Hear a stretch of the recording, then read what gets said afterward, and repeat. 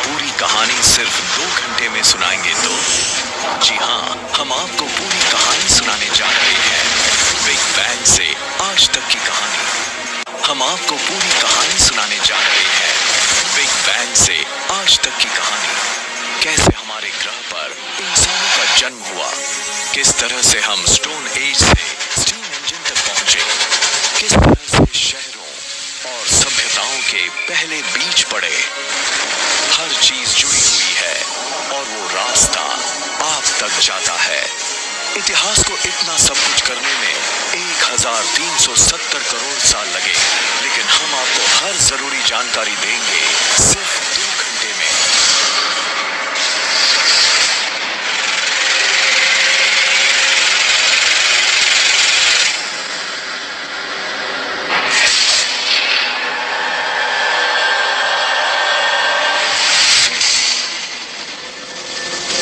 ये है हमारा नवजात ब्रह्मांड। आने वाले दिनों में जो भी होगा, जिस भी चीज का वजूद होगा, उसकी शुरुआत यहाँ से हुई। ऊर्जा के इस छोटे से स्रोत से, वो स्रोत जो एक परमाणु से भी छोटा है। हम आज जिस इतिहास को जानते हैं, उसकी शुरुआत बड़े ही रहस्यमय हुई थी। हम वजह तो शायद न जान पाए, लेकिन हमारे ब्रह्मांड में अचानक विस्फोट हो गया।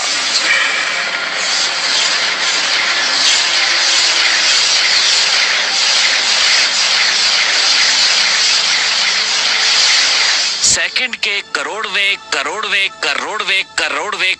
हिस्से में जो चीज परमाणु से भी छोटी थी, वो अचानक एक तारामंडल से भी बड़ी हो गई। पुश!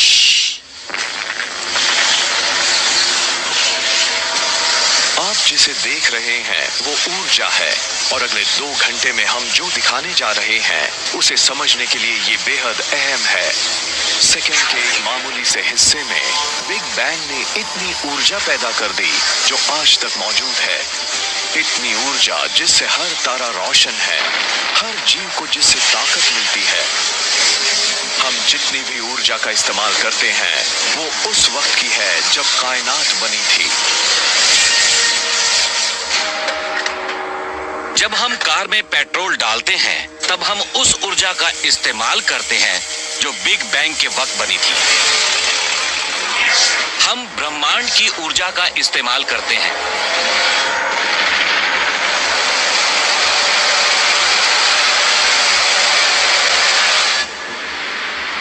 हमारी इस 2 घंटे की कहानी में अभी कुछ ही मिनट बीते हैं, पर इतने में ही 3,80,000 साल बीत गए। अब आप देखने वाले हैं हमारे असली पूर्वजों के जन्म को, पहले परमाणुओं को। ये है हाइड्रोजन। ब्रह्मांड इसकी मदद से ही हमारे आसपास की हर चीज बनाने वाला है। हाइड्रोजन एक बेसबॉल टीम की तरह होती है। हम सोचते हैं कि किस खिलाड़ी को हम टीम में रखें। मुझे एक ब्रह्मांड बनाना है, उसकी शुरुआत हाइड्रोजन से करूंगा, क्योंकि उसमें बहुत ज्यादा गर्मी और दबाव होता है और उससे कई किस्म के परमाणु बनाए जा सकते हैं। पहले परमाणु ब्रह्मांड में उड़ने लगे, लेकिन अच्छी बात यह हुई कि वो बराबरी से नहीं फैले थे, क्योंकि ज्यादा परमाणुओं वाले छोटे पॉकेट्स में शुरुआती ब्रह्मांड को गढ़ने वाले ग्रेविटी ने अपना जादू दिखाना शुरू किया।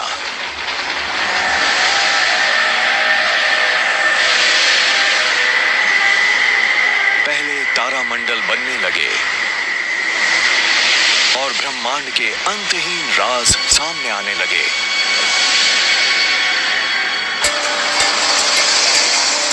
इतिहास में जब भी किसी एक जगह पर ज्यादा ऊर्जा और तत्व जमा हुए, वहां जटिल चीजें होने लगी।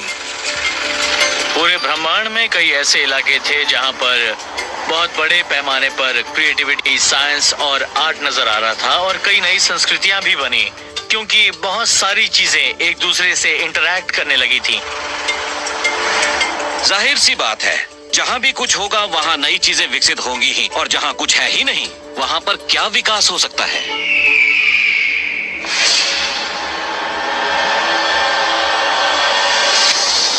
बिग बैंग बैंग के 30 करोड़ साल बाद भी नए बन रहे तारामंडलों के अंदर ग्रेविटी लगातार गैस और धूल के बादलों को दबा रही थी, जिससे दबाव और गर्मी बहुत तेजी से बढ़ने लगी। जब तापमान करीब 17.25 लाख सेल्सियस के आसपास पहुंच गया, तब हाइड्रोजन के अणु आपस में टकराने लगे, जिससे एक नया तत्व बना हीलियम, और उससे निकलने लगे ऊर्जा के तेज गुबार। पहले तारे का जन्म हुआ। अचानक ही वहां पर रोशनी की तेज चमक नजर आने लगी, जिससे निकली ऊर्जा ब्रह्मांड में मिलने लगी। पूरा ब्रह्मांड रोशन हो गया। लेकिन इस शुरुआती ब्रह्मांड में किसी चीज की कमी थी। तारे तो करोड़ों थे, पर ग्रह एक भी नहीं था। ग्रह बनाने और फिर इंसान की रचना करने के लिए अगला कदम उठाना था, जिसकी वजह से आज तक का इतिहास बना। उसके लिए ब्रह्मांड के पास सिर्फ हाइड्रोजन और हीलियम गैसें ही थी। हर जटिल चीज, हर वो भारी चीज जिससे कुछ बनाया जा सकता है, मसलन आयन या जीवन या ऐसी दूसरी चीजें कार्बन से बनी थी, लेकिन वो असल में तारों में बनाई गई थी।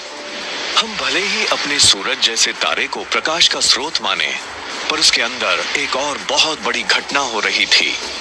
तारे तत्व बनाने की फैक्ट्री हैं। वो हाइड्रोजन को हीलियम से, हीलियम को लिथियम से मिलाकर 25 ऐसे आम तत्व बना रहे थे जो जीने के लिए जरूरी थे, जिनमें कार्बन, ऑक्सीजन, नाइट्रोजन और आयन भी शामिल थे। मतलब 1200 करोड़ साल पहले ही तारे वो तत्व बनाने लगे थे जिनसे आयन एज शुरू हो सकता था, जिनसे शहरों के लिए इमारतें और इंसान के बनाए कुछ बेहतरीन स्मारक बन सकते थे।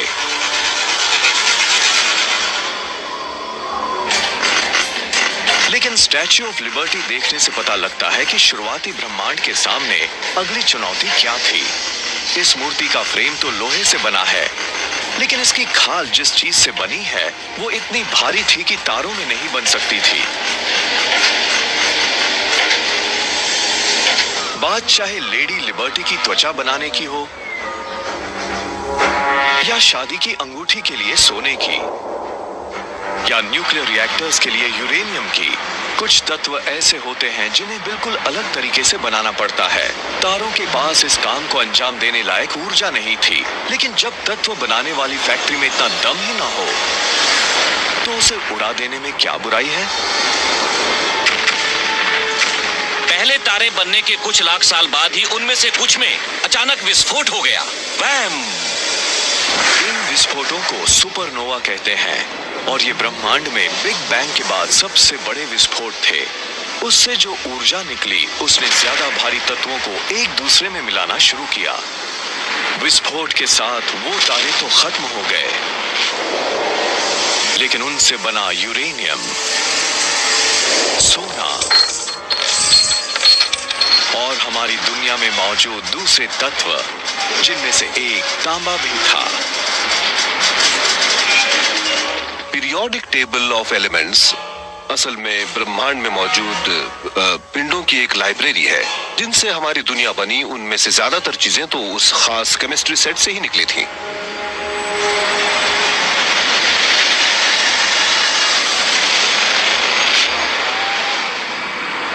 सुपरनोवा की वजह से ही आज हम हैं। हमारे खून में आयन है, उस लिहाज से हमारे शरीर के अंदर आज भी सुपरनोवा के कुछ अवशेष मौजूद हैं। वो हमारे शरीर में घूम रहे हैं। हम सभी स्टारडस्ट हैं। तांबा और टिन, ब्रॉन्ज एज। सुपरनोवा के बिना ब्रॉन्ज एज भी नहीं होता। आप दवा की किसी भी दुकान से मल्टीविटामिन की शीशी खरीदिए और उसमें मौजूद तत्वों को पढ़िए। आपको उसमें तांबा मिलेगा, जिंक मिलेगा, सेलेनियम मिलेगा। उसमें हर वो तत्व मिलेंगे जो सिर्फ बन सकते थे अगर सुपरनोवा हो। तारों से बने वही तत्व पृथ्वी पर जीवन के बीज बने, और उनसे ही मानव इतिहास की रचना शुरू हुई। लेकिन सफर तो अभी शुरू हुआ था। इससे पहले कि जीव बनते, ब्रह्मांड को हमारे लिए एक घर भी तो बनाना था। सही घर बनाने के लिए हमें हर जरूरी चीज एक जगह पर जमा करनी पड़ती है। ग्रहों के बनने पर भी यही हुआ था। हमारे पास जो चीजें होती हैं उनसे ही ये तय होता है कि वो ग्रह हमारे लिए किस तरह का घर साबित होगा। हर सही चीज जो बहुत तेजी से घूम रहा था और जहां 6 घंटे में ही दिन खत्म हो जाता था। जब हम पृथ्वी के शुरुआती दिनों की बात करते हैं, उस वक्त की जब ये बनी थी, तब हमें पृथ्वी को एक दूसरा ग्रह मानना पड़ता है। सूरज की किरणें यहाँ पिघले लावा पर पड़ती थीं। हर जगह लावा ही लावा था।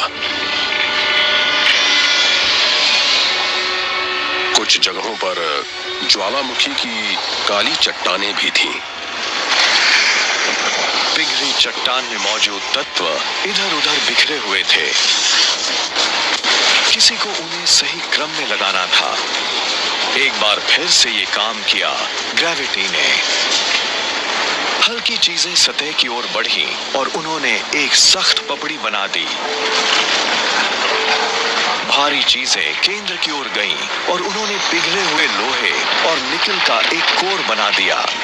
उस पिघले हुए धातु का घूमता केंद्र एक मैग्नेटिक फील्ड बना रहा था जो अंतरिक्ष तक गया एक फोर्स फील्ड के तौर पर। यही हमारे होने वाले घर को सूरज के खतरनाक तत्वों से बचाने वाला था। जल्द ही इस मैग्नेटिक फील्ड ने जीवन को बढ़ने का मौका दिया। बाद में उन खोज करने वालों के लिए भी मददगार बना जिन्होंने दुनिया के दोनों हिस्सों को जोड़ा। लेकिन इन सब के लिए पृथ्वी को एक अहम साथी की जरूरत थी।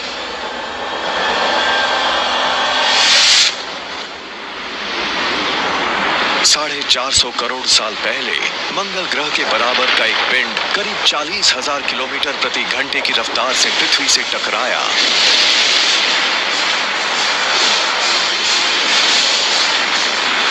पृथ्वी ने उसके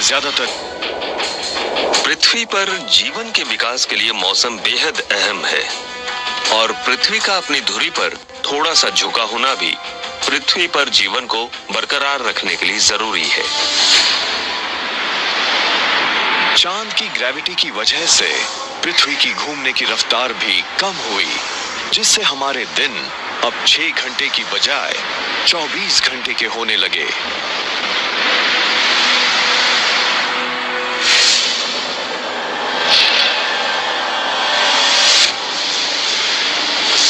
$440 करोड़ साल पहले पृथ्वी पर इतनी गर्मी थी कि तरल पानी रह ही नहीं सकता था, लेकिन वायुमंडल में पानी की भाप थी। अब सवाल था कि उसे आसमान से नीचे कैसे लाया जाए। जिस किसी दुनिया में जीवन हो, वहां पर थोड़ी बरसात भी जरूरी है।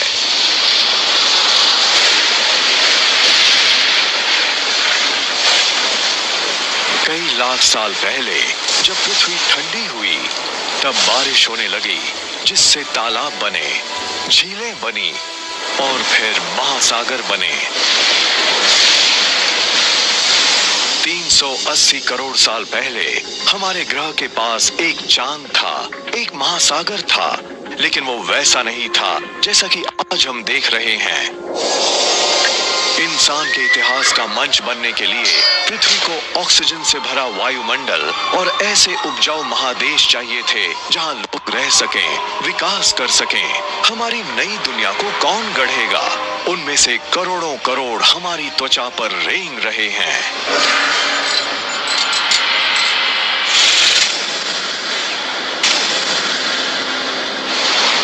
हम आपको दुनिया का इतिहास 2 घंटे में बता रहे हैं। बिग बैंग से लेकर आज तक की कहानी। हमारी आज की दुनिया में इससे जुड़े कई सुराग छिपे हैं। दरअसल इस तरह की संरचनाओं में पृथ्वी पर जीवन की शुरुआत के रहस्यमय सुराग छिपे हुए हैं।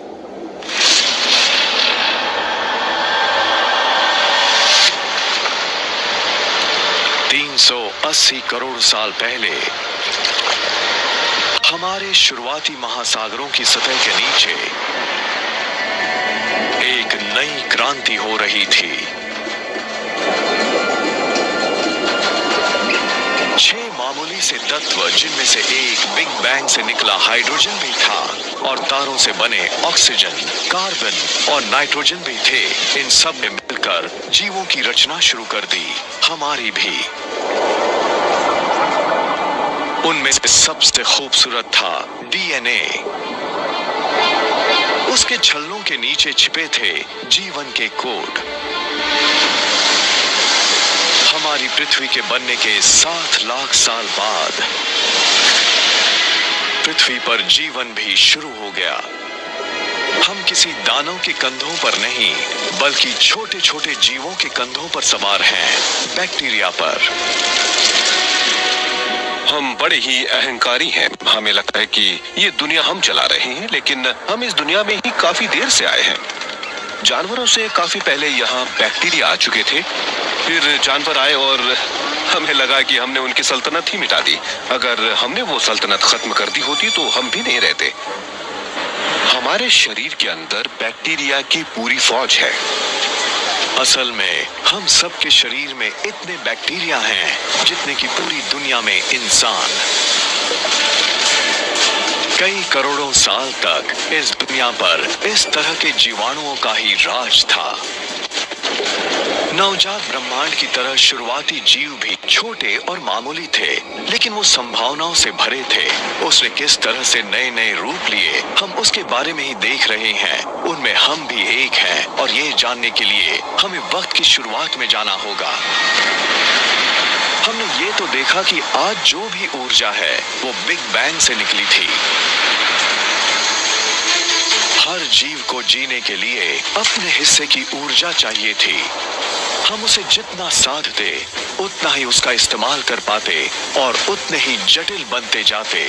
बिग बैंग से निकली करीब करीब सारी ऊर्जा हमें सूरज से मिली। करीब 250 करोड़ साल पहले कुछ खास बैक्टीरिया ने महसूस किया कि उस ऊर्जा का इस्तेमाल जीने के लिए कैसे किया जा सकता है।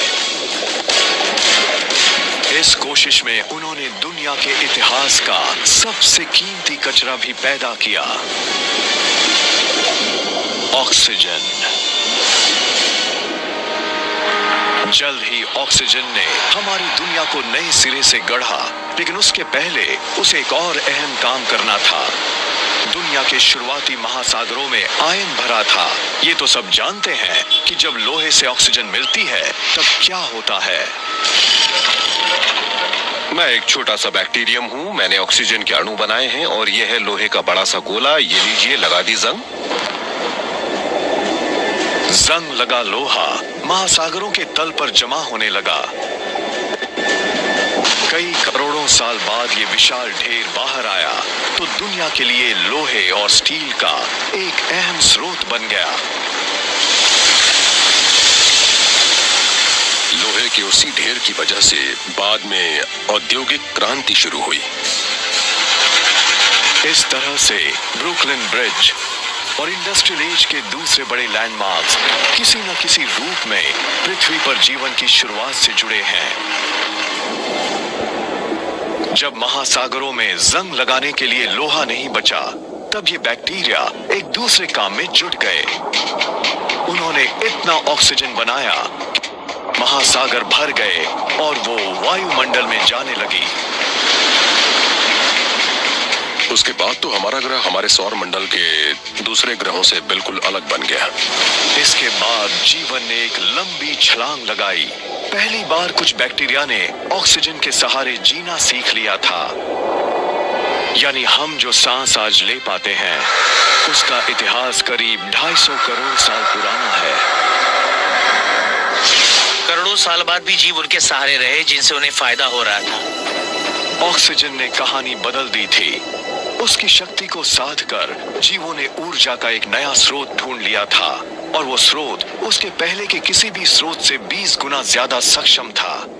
इस नई ऊर्जा के सहारे जीवों ने जो किया वो कहानी हमारे आज तक आती है।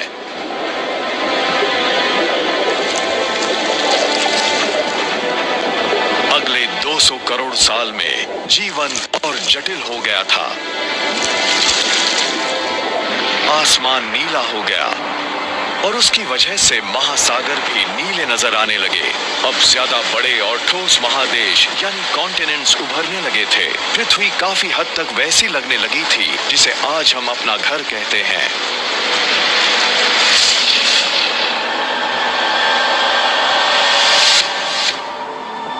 550 करोड़ साल पहले जब पृथ्वी अपना 400 करोड़वां जन्मदिन मना रही थी, तब वायुमंडल में ऑक्सीजन का स्तर 0 से बढ़कर 13% तक पहुंच गया था। आप एक गहरी सांस लीजिए, क्योंकि अब पृथ्वी पर उथल पुथल होने वाली है।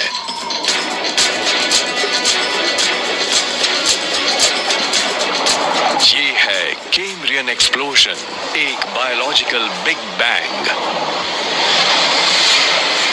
जब ऑक्सीजन की मात्रा बढ़ जाती है, तब आकार बढ़ता है और जटिलताएं भी। ऑक्सीजन हमें ऐसा करने देती है। करीब 3 करोड़ साल के इस काल में जानवरों के सबसे ज्यादा और सबसे अहम समूह पैदा हुए। करीब 50 करोड़ साल पहले समंदर में पहली कांटे वाली मछली पैदा हुई। ये मछलियां हमारी पूर्वज हैं। हालांकि ये देखने में हमारे जैसी नहीं लगती, लेकिन इनमें ऐसे अंग थे जिनसे हमारे शरीर के अंग बने, जिनमें रीढ़ की हड्डी, दांत और जबड़े वाला मुंह शामिल था। हमें अपनी पूर्वज मछलियों से बहुत कुछ मिला है। असल में आज के सारे रीढ़ वाले जीव उन मछलियों के बॉडी प्लान पर बने हैं। पृथ्वी के इतिहास के पहले 400 करोड़ साल में पौधे और जीव समंदरों तक ही सीमित थे, लेकिन अब ये सब बदलने लगा था। ऑक्सीजन के साथ ही ओजोन लेयर बना, जो हमें सूर्य के खतरनाक रेडिएशन से बचाता है। पौधे सबसे पहले आगे बढ़े।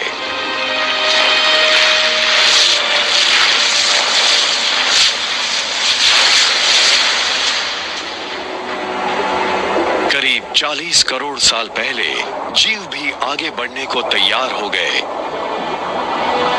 सबसे पहले आए वो एम्फिबियंस, जिनके कई वंशजों में से एक हम भी हैं। जानवरों के विकास के सिलसिले में मुझे जो बात सबसे दिलचस्प लगती है, वो है एम्फिबियंस का प्राचीन महासागरों से बाहर आना और जमीन पर आकर हवा में सांस लेना। ये तो वैसा ही है जैसे हमारे दादा के दादा के दादा के दादा समंदर से बाहर आए हों और इस दुनिया का नजारा किया हो। उसे देखकर उन्होंने कहा होगा, अरे मैं तो यहाँ रह सकता हूँ। उन पेड़ों को, कीड़े मकोड़ों को देखो, यहाँ खाना भी है, मैं यहाँ रह सकता हूँ।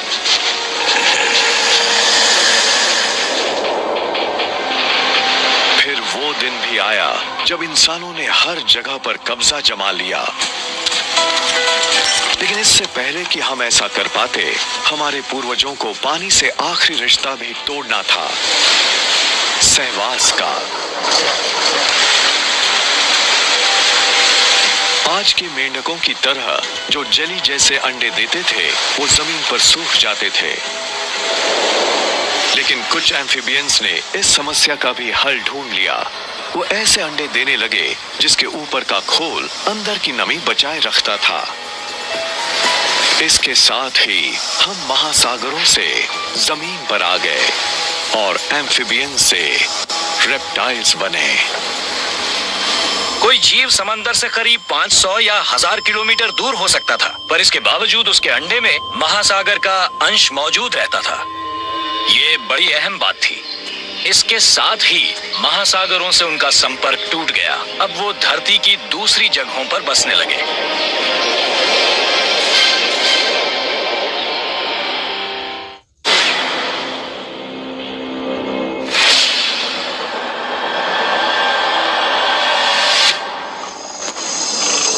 करोड़ साल पहले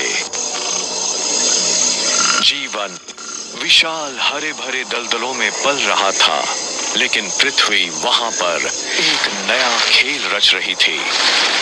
वहां पौधों की मौत होती तो वो वहीं पर दफन हो जाते थे। बिग बैंग से जो ऊर्जा पैदा हुई थी, वो पौधों के जरिए जमीन के नीचे तक जाने लगी थी और कोयला बनने लगा था। ये आने वाले करोड़ों साल बाद इंसानों के लिए एक बेशकीमती तोहफा साबित होने वाला था।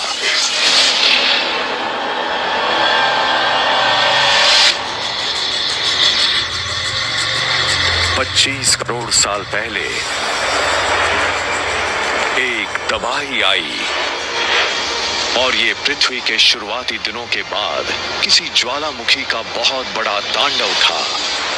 वायुमंडल में कार्बन डाइऑक्साइड भर गई और उसके बाद कैम्ब्रियन एक्सप्लोजन के बाद अलग अलग जीवों का जो विकास शुरू हुआ था वो थम गया।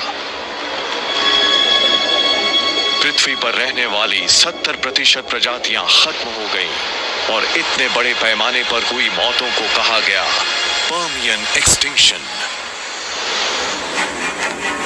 पृथ्वी पर इस तरह के विनाश तो होते ही रहे हैं।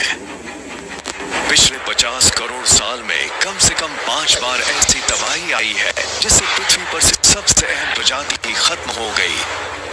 ये भी ताश की गड्डी को फेंटने जैसा ही है जिससे नई प्रजाति पैदा होती रहती है। उस वक्त भी एक नई प्रजाति पैदा हुई, डायनासोर की। अगले 16 करोड़ साल तक डायनासोर पृथ्वी पर राज करते रहे। उसी दौर में पृथ्वी पर सख्त लकड़ी के पहले जंगल पैदा हुए और 400 करोड़ साल बाद चांद की ग्रेविटी की वजह से पृथ्वी पर 24 घंटे का दिन होने लगा। डायनासोर के शुरुआती काल में दुनिया भर की जमीन एक ही जगह जमा थी जिसे पैंजिया कहते थे, लेकिन अब वो अलग होने लगी थी।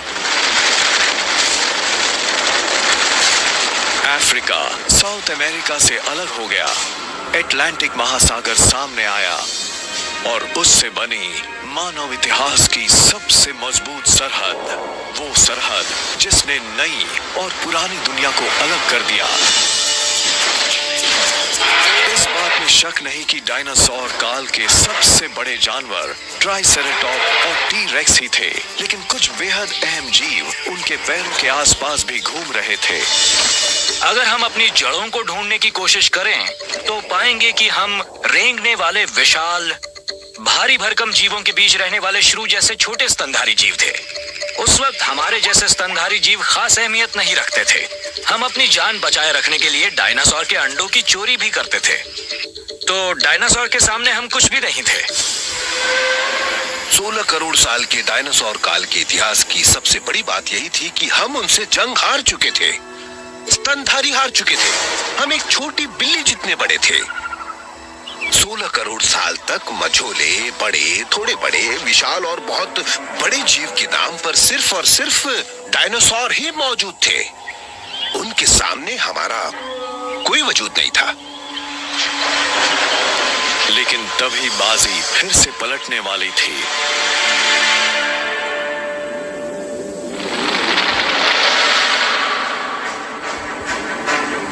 6.5 करोड़ साल पहले करीब 10 किलोमीटर चौड़ी चीज जो शायद एक एस्टेरॉयड था पृथ्वी से टकराया।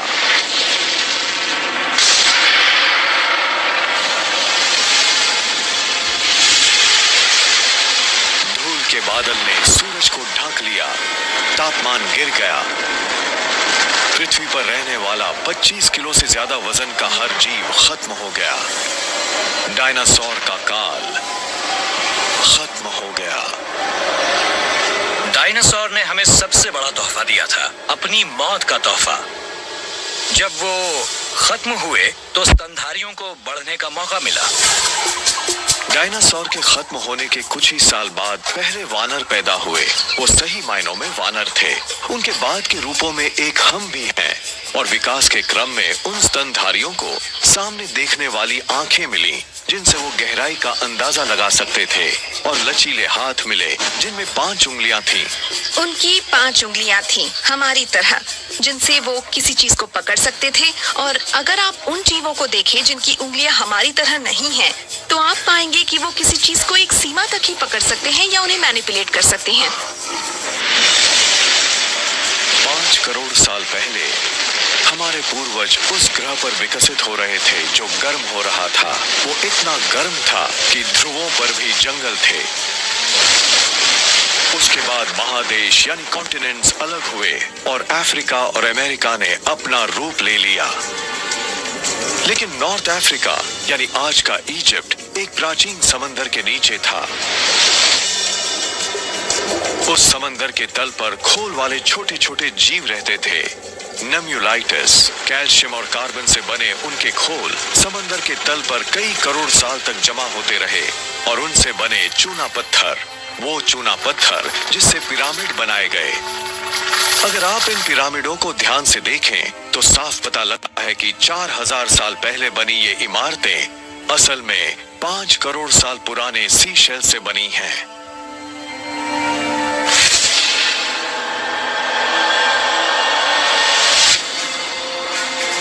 1 करोड़ साल पहले पृथ्वी वो रूप लेने लगी थी जिसे हम आज देख रहे हैं।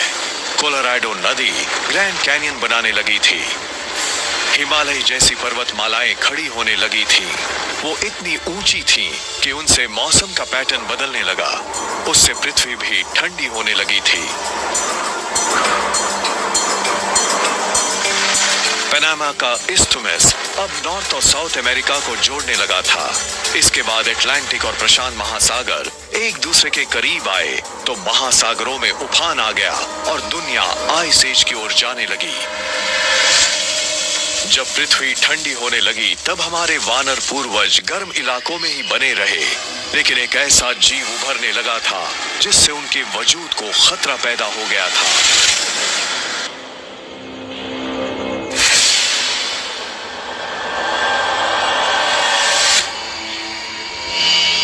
लाख साल पहले हमारे वानर पूर्वज पेड़ों पर चैन से रहते थे, लेकिन उनके आसपास के इलाकों पर हमले होने लगे थे।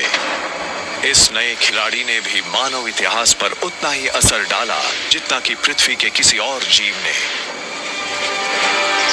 आप शायद इस बात पर यकीन न करें, पर हमारे वजूद के लिए एक चीज बेहद अहम थी और वो चीज थी घास। दुनिया के करीब हर इलाके में एक ही वक्त पर घास के मैदान नजर आए। अफ्रीका के सवाना हो, यूरेशिया के स्टेपलैंड्स हो, या फिर नॉर्थ अमेरिका के प्रेरीज, या फिर अर्जेंटीना के घास के मैदान। घास दुनिया में हर जगह थी। ईस्ट अफ्रीका में घास के मैदानों ने हमारे वानर पूर्वजों के जंगल के घरों में घुसपैठ कर ली थी। जब पेड़ कम बचे और उनके बीच दूरी बढ़ गई, तब हमारे पूर्वजों को उसके मुताबिक ढलना पड़ा। वानरों ने देखा कि एक ही पेड़ पर बहुत ज्यादा वानर रह रहे हैं, जबकि वहाँ खाने की कमी है। तब उन्हें खाने की तलाश में एक जगह से दूसरी जगह पर जाना पड़ा और उन दो जगहों के बीच थे घास के मैदान। अब वहां तक पहुंचने का एक तरीका तो था बेतहाशा भागो, और दूसरा तरीका यह था कि घास के मैदानों में खाने की जो चीजें हैं उनका ही फायदा उठाओ, वही खाओ। इसके बाद कुछ वानर तो इस वीरान नए घर में आ गए। ये जगह उन वानरों के लिए ज्यादा अच्छी थी जो 2 पैरों पर चलते थे। वो लंबी घासों के ऊपर से सिर उठाकर अपने दुश्मनों पर नजर रख सकते थे। 2 पैरों पर चलना एक बहुत ही अहम विकास था, क्योंकि उससे दोनों हाथ खाली रहते थे। हाथों ने भी मानव इतिहास को गढ़ा है।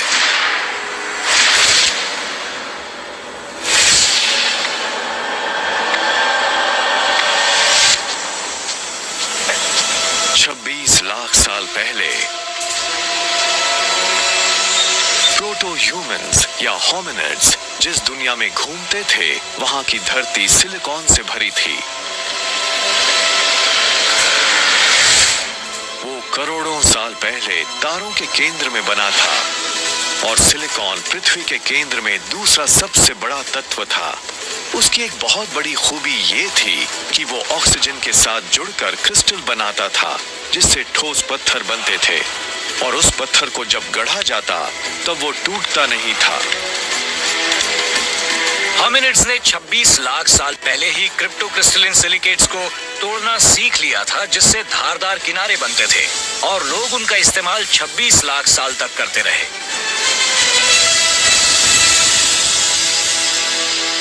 जैसे ही मामूली से पत्थर पर धारदार किनारा बना, हमारे पास एक हथौड़ा आ गया।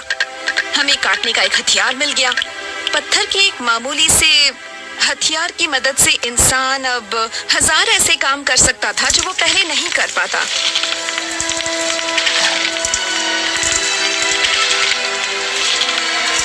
उस छोटी सी टेक्नोलॉजी ने हमारे पूर्वजों को वो हुनर दे दिया था और उसका फायदा हमें भी मिला।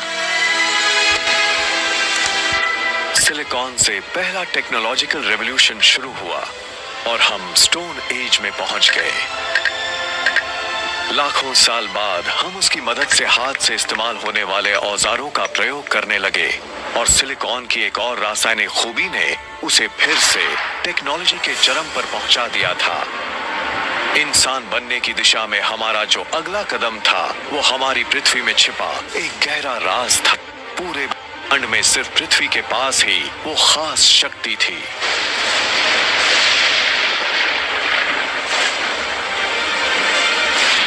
सौर मंडल के तमाम ग्रहों और चांदों में सिर्फ पृथ्वी पर ही ऐसी खास खूबी है जिससे कि यहाँ आग जल सकती है। दूसरे ग्रहों और चांदों पर बिजली और लावा है, लेकिन सिर्फ पृथ्वी पर ही दो ऐसी चीजें हैं जिनसे आग जल सकती है। एक तो है पेड़ पौधों से मिलने वाला ढेर सारा ईंधन और दूसरी है वायुमंडल में मौजूद ऑक्सीजन जो लपटों को भड़काती है।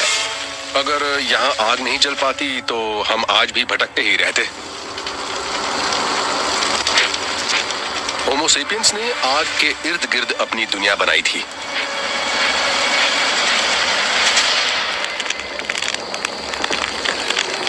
हमारे पूर्वजों ने 8 लाख साल पहले ही आग को काबू में रखना सीख लिया था। ये वो हुनर था जो हमें शुरुआत से जोड़ता है। आप ये तो नहीं भूले होंगे कि बिग बैंग से कितनी ऊर्जा निकली थी और उस ऊर्जा में से अपना हिस्सा पाने के लिए किस तरह से मुकाबला शुरू हुआ था। आग पर खाना पकाने का मतलब था कि हमें खाने को पचाने के लिए एक और पेट मिल गया था जो हमें ज्यादा कैलोरी देता था, ज्यादा ताकत देता था, इससे ज्यादा बड़े दिमाग को सहारा मिल रहा था। आग एक बेहतरीन टेक्नोलॉजी भी थी। जल्द ही हमने मिट्टी से बर्तन, धातु से हथियार और पानी से भाप की शक्ति का इस्तेमाल सीख लिया। अगर हमारे पास आग नहीं होती तो इंटरनल कंबशन इंजन भी नहीं होते। आग नहीं होती तो धातु नहीं होते। आग के बिना रबर नहीं होता। ये वो टेक्नोलॉजी थी जिसने उनके लिए संभावनाओं के दरवाजे खोल दिए जो उसका इस्तेमाल करना जानते थे।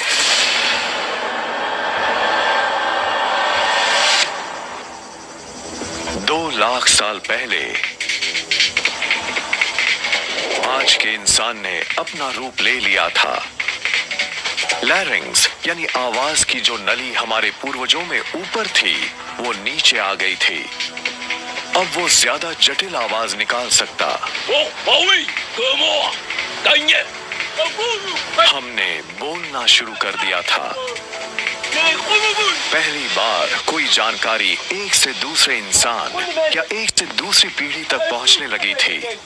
इंसानों ने दुनिया के दूसरे जीवों के मुकाबले ज्यादा अहम फायदा पा लिया था। हम कह सकते थे कि दादी ने कहा है अगर हाथी नजर ना आए तो हम ज़ीब्रा का शिकार कर सकते हैं। मेरी मौसी कह रही थी कि उनके मौसेरे भाई को नदी के दूसरे किनारे पर पानी का एक सोता दिखा है। इससे सबको फायदा होता था क्योंकि तब कोई भी बता सकता था कि उसे उस खास जगह पर कौन सी नई चीज मिली है। भाषा की वजह से हम एक अकेले कंप्यूटर की बजाय नेटवर्क्ड कंप्यूटर्स बन गए थे और हर जानकारी बांट सकते थे। अब किसी को किसी के अनुभव के सहारे नहीं रहना था। अब हर इंसान किसी और से वो जानकारी पा सकता था जो उसके पास थी। ये बहुत बड़ा फायदा था और कोई और जीव ऐसा नहीं कर सकता था। एक प्रजाति के तौर पर इंसान ज्यादा समझदार हो गया था। अब पूरी दुनिया खेल का मैदान बन गई थी और हम खेलने को तैयार थे। 1 लाख साल पहले इंसान कहीं जा सकता था। हमारे पास फुर्तीले हाथ और प्राचीन हथियार थे। हम बात कर सकते थे, आग को काबू में रख सकते थे। अब हम अपने अफ्रीकन घर को और बड़ा कर सकते थे। उस रास्ते पर चल सकते थे जो लाखों सालों में बना था। महादेश यानी कॉन्टिनेंट्स खिसके तो अफ्रीका और यूरेशिया जुड़ गए और उससे बनी एक बहुत बड़ी जमीन जिसका नाम था अफ्रो यूरेशिया। वो करीब 8.5 करोड़ स्क्वायर किलोमीटर में फैली थी, चांद की सतह से दुगनी जगह में। शुरुआती इंसानों के लिए इसका मतलब था कि वो आधी से ज्यादा दुनिया पैदल ही पार कर सकते थे। इंसानों के दूर दूर जाने से बहुत बड़ा बदलाव आया। हम उन वानरों में से एक हैं जो एक ही वक्त पर एक से ज्यादा महादेशों में रहते थे। इसकी वजह से हम उन चीजों से बचे हुए थे जिनकी वजह से वानरों के मुकाबले दूसरे बड़े स्तनधारी हमेशा के लिए खत्म हो गए। यह हमें खत्म होने से बचाता था। दूर दूर बसना एक्सटिंक्शन इंश्योरेंस था। लेकिन जब दुनिया हमारे लिए रास्ते खोल रही थी, तभी ग्रह हमारे लिए एक मुसीबत बन गया। आइस एज शुरू हो गया। ग्रह अब हमारी पहले से ज्यादा कड़ी परीक्षा लेने लगा था। करीब 50,000 साल पहले ग्लेशियर नॉर्थ पोल से आगे बढ़ने लगे थे। उसी वक्त दुनिया की खोज पर निकला इंसान चाइना और ऑस्ट्रेलिया तक पहुंच गया। 30,000 साल पहले होमो सेपियंस पहली बार यूरोप पहुंच गए। 20,000 साल पहले जब बर्फ अपने चरम पर थी, तब इंसान अपनी खोज में नॉर्थ ईस्ट साइबेरिया के बर्फीले टंड्रा तक पहुंच गया। हालांकि आइस एज कड़ी परीक्षा ले रहा था, फिर भी इंसान हर उस हुनर का विकास कर रहा था जिससे कि वो सच्चे मायनों में इंसान बन सके। इसके सुराग छिपे हैं इन सिंबल्स में। हमने बौद्धिक रूप से एक बड़ी छलांग लगाई थी और अब हम इस बात से परे सोचने लगे थे कि हमें जीना है। जब हम इन सिंबल्स वाले विचारों को देखते हैं तो यही कह सकते हैं कि एक जीव इंसान था जो हमारे जैसा ही था। जब हम किसी तस्वीर को देखते हैं, किसी गाय की, तब सब यही कहते हैं कि वो गाय की तस्वीर है, क्योंकि जब हम किसी चीज को देखते हैं तभी ये कह सकते हैं कि हाँ, ये इंसान है। जो लोग या जीव हमारी तरह सोचते हैं वो दुनिया को भी वैसे ही देखते हैं जैसे कि हम। उस पल के बाद मानव इतिहास दुनिया के किसी और मुकाबले बहुत तेजी से बदला था। जब पृथ्वी का ज्यादातर पानी बर्फ में कैद हो गया, तब महासागरों का स्तर 100 से 125 मीटर नीचे चला गया। इंसानों के फैलने की आखिरी बाधा भी मिट चुकी थी। हम बेरिंग लैंड ब्रिज को पार करके साइबेरिया से पहुंच गए।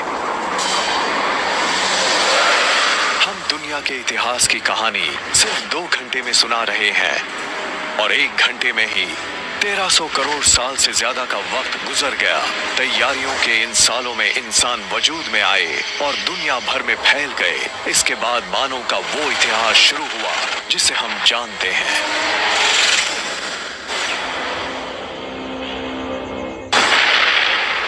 दुनिया का हमारा इतिहास वक्त की शुरुआत में एक बिग बैंग के साथ शुरू हुआ था। फिर हमने करीब 1400 करोड़ साल का सफर तय किया। इंसान इस मंच पर अहम भूमिका निभा रहा था, इसलिए ये जानना जरूरी है कि उस इतिहास में हमारी भूमिका कितनी छोटी सी है। इस बात को आसानी से समझने के लिए हम 1400 करोड़ साल के इतिहास को 14 साल का इतिहास मान लेते हैं।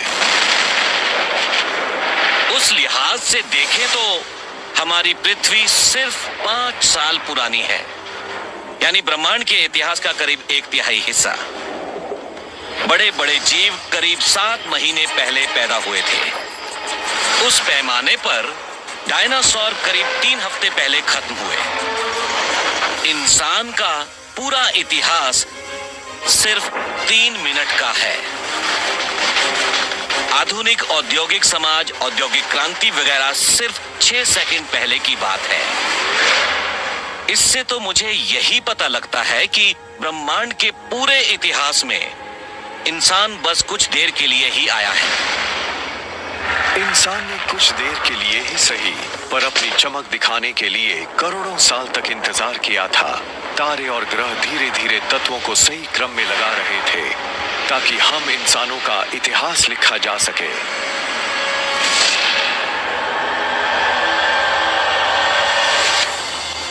10,000 BC में अफ्रीका से बाहर आने के 1 लाख साल के अंदर ही इंसान साउथ अमेरिका तक पहुंच गया था।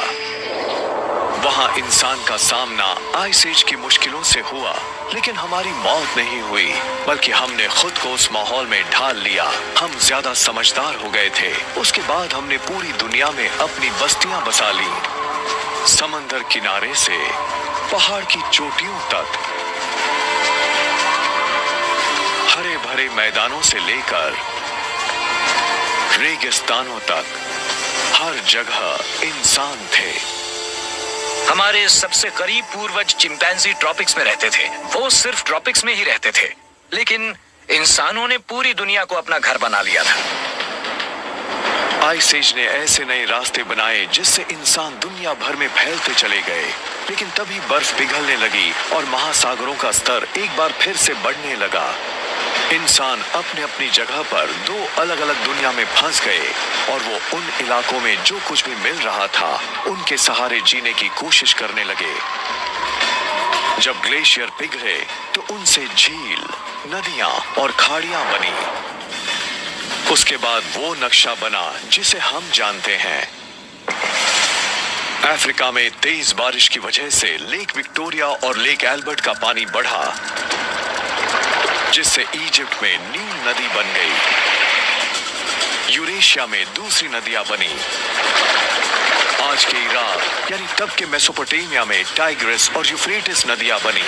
आज के पाकिस्तान में इंडस नदी का जन्म हुआ। चाइना में येलो और यांगसी नदियां बहने लगी। बर्फ की उन चादरों के पिघलने के बाद इन सारी नदियों ने ही मानव इतिहास को गढ़ने में बड़ी अहम भूमिका निभाई थी। इन नदी घाटियों की उपजाऊ जमीन और वहां के पानी ने सभ्यता के पहले बीज बो दिए।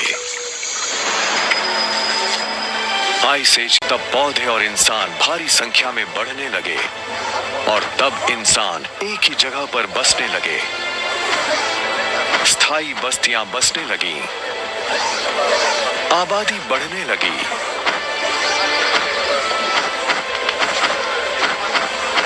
जब खाने वालों की संख्या बढ़ी तब हमारे पूर्वज भी समझदार हो गए। अब उन्हें अपने आसपास के इलाकों से ज्यादा खाना जमा करना पड़ रहा था। अब एक नई खोज ने पृथ्वी और इंसान के रास्तों को बदल दिया था। हमने बीज लगाना सीख लिया था। वो बीज उसी पौधे के थे जिसने लाखों साल पहले हमें वानर से इंसान बनाया था। मानव इतिहास में सबसे बड़ी भूमिका निभाने वाला वो पौधा था घास। घास का बीज बहुत छोटा होता है, उसे खाते नहीं है। अब मैं एक जंगली भैंस का शिकार करूं या घास खाऊं, जाहिर है शिकार ही करूंगा। लेकिन कमाल की बात यह थी कि घास के बीज दुनिया की सबसे अहम फसल बन गए। उसे उन संग्रह और शिकार करने वाले लोगों ने हजारों साल तक नजरअंदाज किया था। लोगों ने उनका इस्तेमाल तब शुरू किया जब उनके सामने और कोई चारा नहीं रहा। घास की जिस प्रजाति को हम अच्छी तरह से जानते हैं, पहचानते हैं, वो है गन्ना, गेहूं, जौ और राई भी घास की ही प्रजातियां हैं। हर तरह का अनाज घास की ही एक किस्म है। इसका मतलब है कि वो सिर्फ हमारी शान बढ़ाने वाले लौन तक ही सीमित नहीं थी, वो एक ऐसा खाना भी थी जिसके सहारे पूरी सभ्यता टिकी हुई थी। उससे ही हमें सबसे ज्यादा कैलोरी मिल रही थी। एक बार फिर से बात आती है बिग बैंग की। हर जीव की कहानी का केंद्र है वो ऊर्जा जो उस महाविस्फोट से निकली थी और जिससे हम सभी अपना हिस्सा पाना चाहते थे। जिस तरह से ऑक्सीजन ने हमें बढ़त दिलाई, आग ने हमें ज्यादा कैलोरी लेने की ताकत दी, उसी तरह से खेती भी ऊर्जा के क्षेत्र में एक क्रांति थी। संग्रह शिकार करने वाले इंसान को जीने के लिए करीब 25 स्क्वायर किलोमीटर में भागना पड़ता था। इतनी दूरी में उसे जीने लायक पौधे और गोश्त मिल जाते थे। लेकिन एक किसान सूरज की ऊर्जा की मदद से उस इलाके के सिर्फ 10वें हिस्से में ही अपनी जरूरतें पूरी कर लेता था। पिछले आइस एज के बाद जब मौसम गर्म हुआ तब दुनिया में करीब आधा दर्जन जगहों पर खेती की जाने लगी थी। लेकिन भौगोलिक रूप से देखें तो पौधों और पालतू बनाने लायक जानवरों का सबसे बड़ा समूह नजर आया मध्य पूर्व के उपजाऊ इलाकों में। मिडिल ईस्ट में कई किस्म के जीव नजर आने लगे थे और उन जीवों को पालतू बनाया जा सकता था, जीवों को भी और पौधों को भी। बात जब जानवरों की आती है तो नाम आता है सूअर, भेड़ और बकरियों का। पौधों के मामले में गेहूं की 2 किस्में, राय, जौ, मसूर, अंजीर जैसी चीजों की खेती दुनिया के इस छोटे से हिस्से में की जा रही थी। फर्टिल क्रेसेंट के मुकाबले बाकी के अफ्रो यूरेशिया के सब सहारन अफ्रीका और अमेरिका जैसी जगहों पर जीवों की पालतू बनाने लायक प्रजातियां बहुत कम थीं।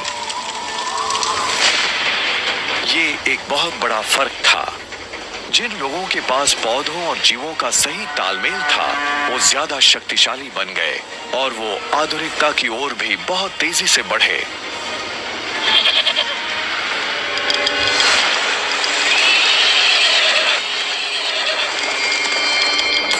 One animal that gives any human who can tame it an almost unbeatable edge is the horse. It's a little known fact that although horses first evolved in the Americas, they died out there along with many other large mammals around 10,000 BC. There were at least 3 species of Ice Age horses in North America, maybe more. Some as small as ponies, some as big as Clydesdales. And they had evolved in North America for 40 million years. They're part of the whole history. And then they're gone. They're gone. These powerful potential allies disappear before they can be used by the first North Americans. Fortunately, before that happened, large numbers of horses escaped back across the Bering Strait land bridge and spread out across the great grasslands, the steppe of central Eurasia. A narrow escape that had a profound effect on human history. Around 4000 BC, nomadic people in Central Asia learned to tame them for the first time. Domesticated horses will be harnessed across Eurasia, advancing everything from work to warfare. Perhaps no other animal has had a bigger influence on the course of human history. And the circle wouldn't be complete for another 5,000 years, when Christopher Columbus would bring horses with him on his second voyage to the Americas. His horses would be the first to set hooves in the Americas since the Great Die-Off over 10,000 years earlier.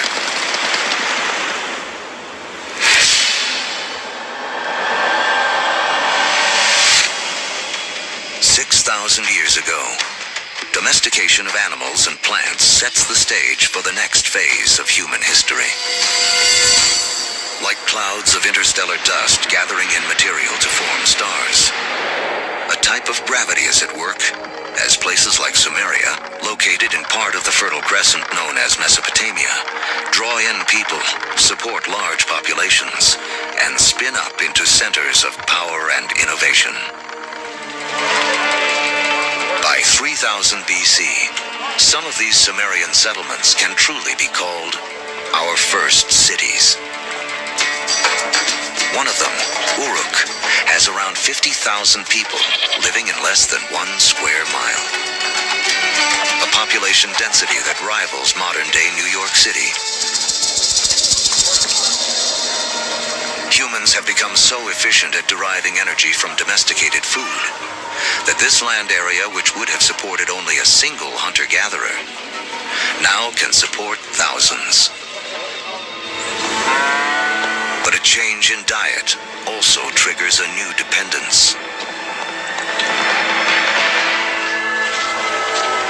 Once you move to agriculture, you are depending for 80-90% of your calories on perhaps 1 or 2 species. In the case of the Middle East, wheat and barley. In the case of wheat and barley, they both ripen at about the same time. Humans have to gather the seeds at the same time.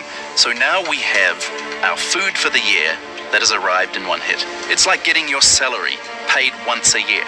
You need to record it, you need to plan, because if inevitably your crop fails, you have famine. and you're not going to have another go for another 12 months.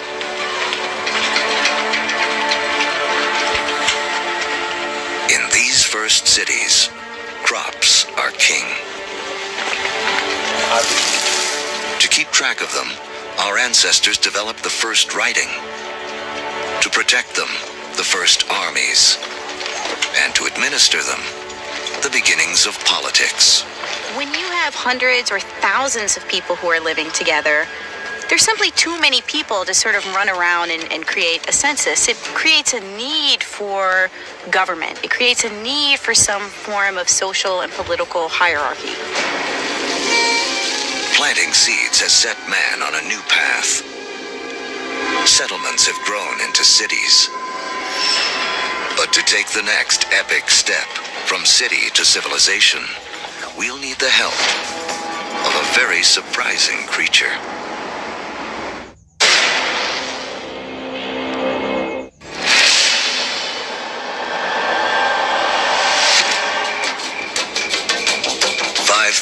Years ago, after wandering the earth for more than 100,000 years, mankind has begun to settle down. We cluster near rivers, along the Tigris and Euphrates, the Nile, the Indus, the Yellow and Yangtze. Civilizations are about to take off. But first, they must all master one thing: trade. The more they exchange goods and learn from other lands, the faster they grow. It seems that long-distance trade and communication is a necessary precursor to allow urban civilization as we know it. And surprisingly, the first civilizations arise on the back of a creature with a lowly reputation in the modern world: the donkey. The donkey caravan is the interstate highway and high-speed internet of its day. Their routes will lay the groundwork for the modern world. Moving not only goods like timber and bronze, but ideas and stories. The civilizations they connect will be some of the first described in the Bible. The caravan routes converge at the Persian Gulf, where they link up with ships that carry goods to India. It essentially brought these civilizations together into great cultural and material exchange, and really was the beginning of the trend towards globalization. It is a key to understanding how our world works to this day. Just like the first civilizations, we trade and form networks. These networks form hubs.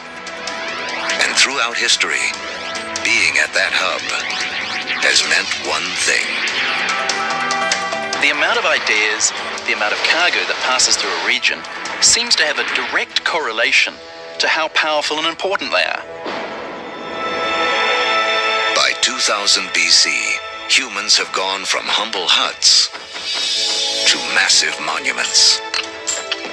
In Africa, great pyramids arise on the banks of the Nile. The first stages of Stonehenge rise up in ancient Britain.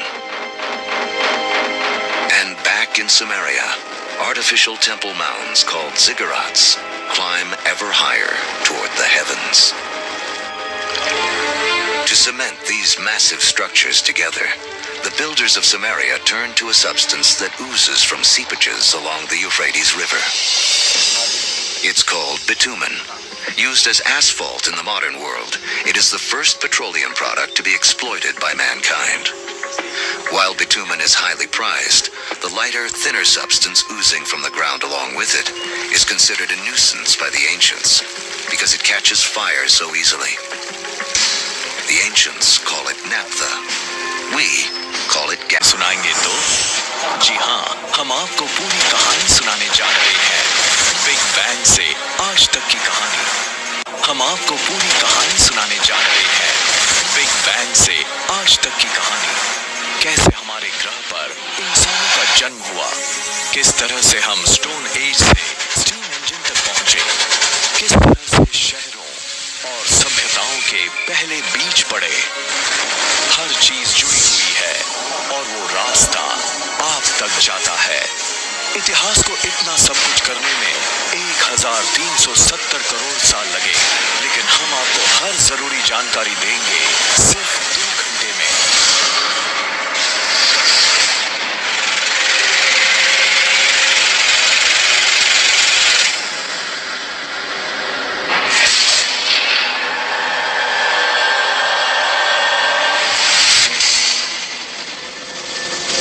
ये है हमारा नवजात ब्रह्मांड। आने वाले दिनों में जो होगा, जिस भी चीज का वजूद होगा, उसकी शुरुआत यहाँ से हुई। ऊर्जा के इस छोटे से स्रोत से, वो स्रोत जो एक परमाणु से भी छोटा है। हम आज जिस इतिहास को जानते हैं, उसकी शुरुआत बड़े ही रहस्यमय हुई थी।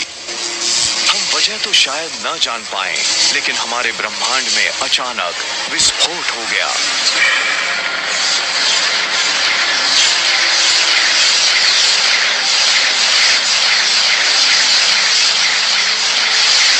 सेकंड के करोड़वे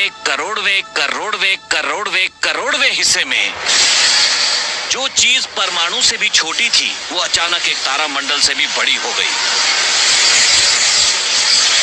पुश!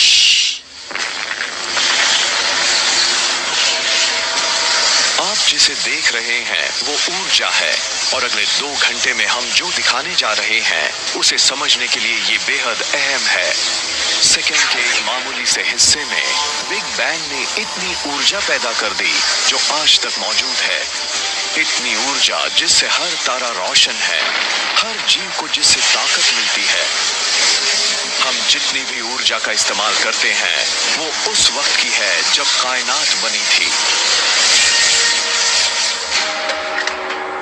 जब हम कार में पेट्रोल डालते हैं, तब हम उस ऊर्जा का इस्तेमाल करते हैं जो बिग बैंग के वक्त बनी थी। हम ब्रह्मांड की ऊर्जा का इस्तेमाल करते हैं।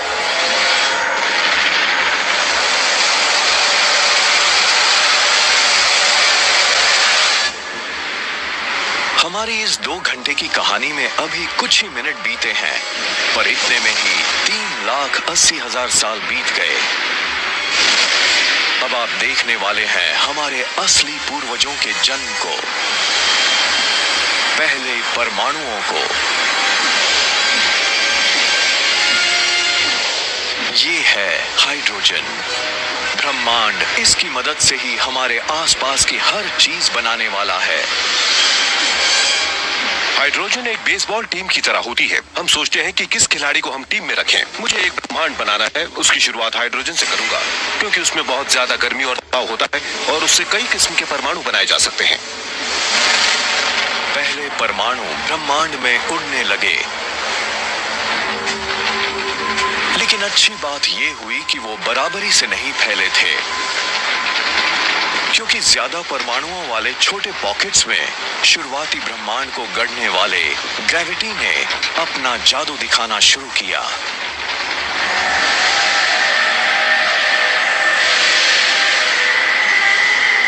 पहले तारामंडल बनने लगे और ब्रह्मांड के अंतहीन राज सामने आने लगे। पूरे इतिहास में जब भी किसी एक जगह पर ज्यादा ऊर्जा और तत्व जमा हुए, वहां जटिल चीजें होने लगी। पूरे ब्रह्मांड में कई ऐसे इलाके थे जहां पर बहुत बड़े पैमाने पर क्रिएटिविटी, साइंस और आर्ट नजर आ रहा था, और कई नई संस्कृतियां भी बनी, क्योंकि बहुत सारी चीजें एक दूसरे से इंटरैक्ट करने लगी थी। जाहिर सी बात है, जहां भी कुछ होगा वहां नई चीजें विकसित होंगी ही, और जहां कुछ है ही नहीं वहां पर क्या विकास हो सकता है।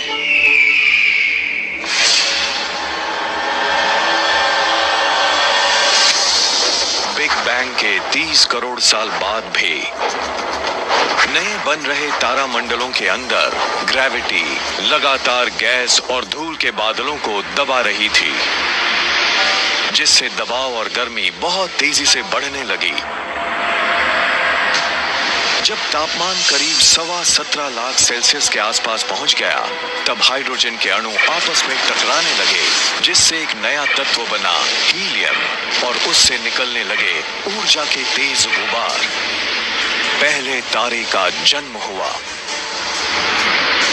अचानक ही वहां पर रोशनी की तेज चमक नजर आने लगी, जिससे निकली ऊर्जा ब्रह्मांड में मिलने लगी।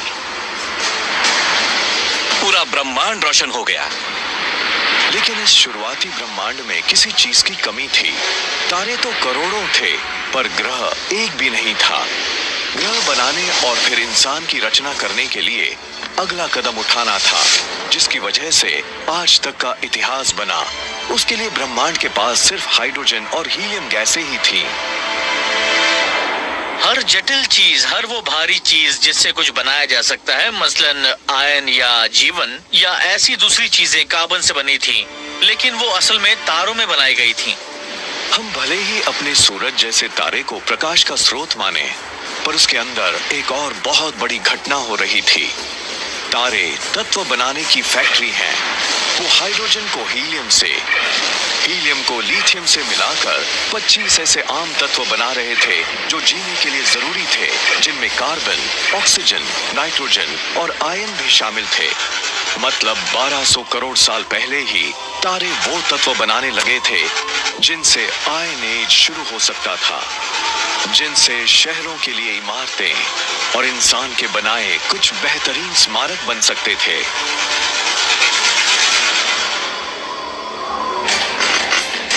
लेकिन स्टैच्यू ऑफ लिबर्टी देखने से पता लगता है कि शुरुआती ब्रह्मांड के सामने अगली चुनौती क्या थी।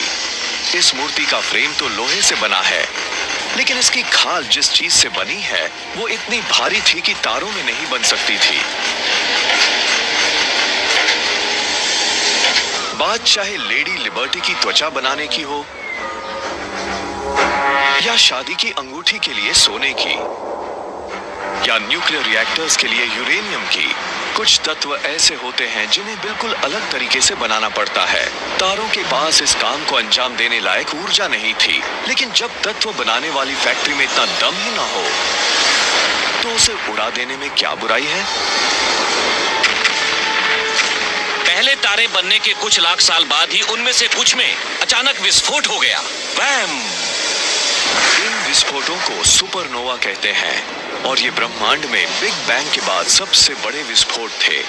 उससे जो ऊर्जा निकली उसने ज्यादा भारी तत्वों को एक दूसरे में मिलाना शुरू किया। विस्फोट के साथ वो तारे तो खत्म हो गए,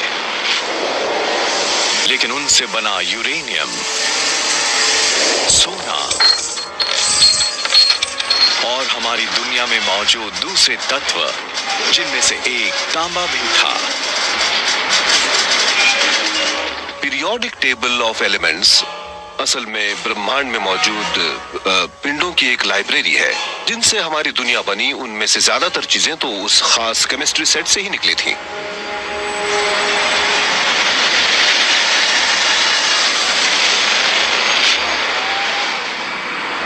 सुपरनोवा की वजह से ही आज हम हैं। हमारे खून में आयन है, उस लिहाज से हमारे शरीर के अंदर आज भी सुपरनोवा के कुछ अवशेष मौजूद हैं। वो हमारे शरीर में घूम रहे हैं। हम सभी स्टारडस्ट हैं। तांबा और टिन, ब्रॉन्ज एज। सुपरनोवा के बिना ब्रॉन्ज एज भी नहीं होता। आप दवा की किसी भी दुकान से मल्टीविटामिन की शीशी खरीदिए और उसमें मौजूद तत्वों को पढ़िए। आपको उसमें तांबा मिलेगा, जिंक मिलेगा, सेलेनियम मिलेगा। उसमें हर वो तत्व मिलेंगे जो सिर्फ बन सकते थे अगर सुपरनोवा हो। तारों से बने वही तत्व पृथ्वी पर जीवन के बीज बने, और उनसे ही मानव इतिहास की रचना शुरू हुई।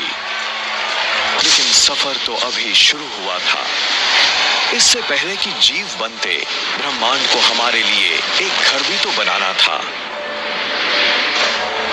सही घर बनाने के लिए हमें हर जरूरी चीज एक जगह पर जमा करनी पड़ती है। ग्रहों के बनने पर भी यही हुआ था। हमारे पास जो चीजें होती हैं, उनसे ही ये तय होता है कि वो ग्रह हमारे लिए किस तरह का घर साबित होगा। हर सही चीज जो बहुत तेजी से घूम रहा था और जहां 6 घंटे में ही दिन खत्म हो जाता था। जब हम पृथ्वी के शुरुआती दिनों की बात करते हैं, उस वक्त की जब ये बनी थी, तब हमें पृथ्वी को एक दूसरा ग्रह मानना पड़ता है। सूरज की किरणें यहाँ पिघले लावा पर पड़ती थीं। हर जगह लावा ही लावा था।